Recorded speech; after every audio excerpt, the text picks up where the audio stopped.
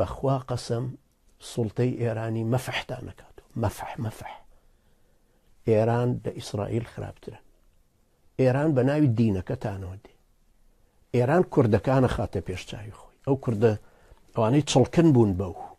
ئەوانە ئیستیعمارن، ئەوانە احتیلالن، ئەوانە لە جوولەکە خراپترن.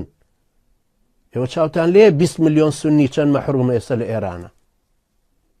سەفیرێکە بینن سونی بێ، یەکێکە بینن کورد بێ، محافظێک کورد بێ و سونی بێ. 37 ساڵیشە لەسەر حکمن. دید و تێڕوانینێکی شیعی دژی ئەبوو بەکر و عومەر و عوسمان و عەلی، عوسمان و عائیشە و خالید و ئەبو عوبەیدە و فڵان. دژی هەموو سەحابە بەڕێزەی کە ئەم دینیان گەیاندوو. دژی هەموو دید و تێڕوانینێکی ئەهلی سونەت و جەماعەت. کۆمەڵێک خەڵکی قەبرپەرستی حاقیدی جاهل کە بۆ خۆشیان نازان لەسەر چ مەزهەبێک. لە بەرامبەرە ناشێ بە کوردایەتی بەرامبەریان بوەستینەوە. ئەگەر پێشتر لەبەر حیزبی بەعث قەومی بوو، گونجاو بوو ئێمە بە کوردایەتی جوابیان بدەینەوە بە حرەکەتێکی قەومی، هیچ نەبوو. دەرکەوە حرەکاتی قەومی شەڕەشۆقی نەزانە. بۆیە زۆر زەروری ئێستا کەواوس ئەگەر بە شەڕەشۆقەکەشمان حساب نەکرد بێ و توێتمە شتێک و پرۆلیتاریەکانە گوشێ و ئەمژێ، تۆ چۆن نەتوانی ڕەنجی ئەو خەڵکە لەو بورجوازیانە بسەنیتەوە ئەگەر حرەکەتێکی پرۆلیتاریای چەوساوەکانە دروست نەکرد.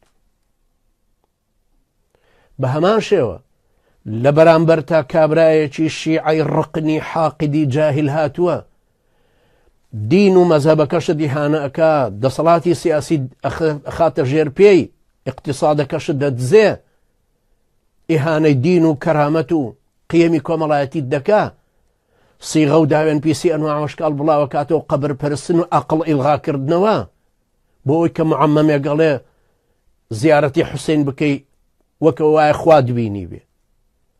ئەم ئیلغاکردنەوەی عەقڵە سبەینێ بێتە سەر کوردستان و یەکەم جاریش واتان پێناڵن دڵنیابن. شیعە ئوسلوبیان وەکو تەبشیری مەسیحەکان وایە، یەکەم جار لە دینەکە خەڵک دەرەکە، لە مەزهەبەکە کە لە دینەکە دەری کرد بەتاڵ مایەوە، ئەو کاتە ئاسانە و گومانانەی بخاتە ناو و ئاسانی شەو کاتە بانگی کە بۆ مەزهبەکەی خۆی بڵێ و کچە مارەکە و سیغەیە و ئەوش پارە لەگەڵتایە، پارەیە دەینێ.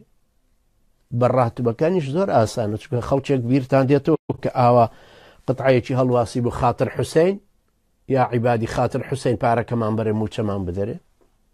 چ ئیهانێ و چ زەلیلیەک بوو لە سلەیمانیشە.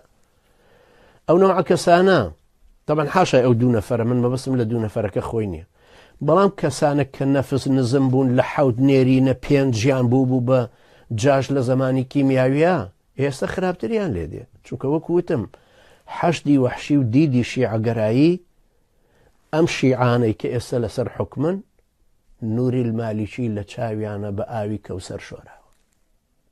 هەبێەوە بزانە، هەبزانە ئەو کابرای سەحوفیان و ئەشرەفیان چۆن کوشتووە لە هەولێر. ئەو حەقد و قینە کە هەر یەکە لە عاسی خۆیە دەچەقۆی لێدا و لە ئەخیرە چەقۆیشیان کردو بە دەمیان لەبەرەوەی قسەیەکی بەرامبەر دیفاع لە کورد و یاک لە کوردستان کردو بەرامبەر بەوان. بەخوا قەسەم هەرچی مەدخەلی هەیە، هەرچی مەلای عەمامە پاک هەیە، هەرچی کەسایەتی ئیسلامی هەیە، ئەوە مەسیریەتی ئەگەر نەجوڵین، ئەگەر عەقڵمان بەم ئیشە نەشکی. واژ نەزانی خەڵکێکی کە اعتیمادی ئەمانی خۆت نەدەیتە دەست ئەمریکا یا دەست تورکیا یا دەست وڵاتێکی تر، ئەمانی خۆمان پێویستە بە دەستی خۆمانەوە.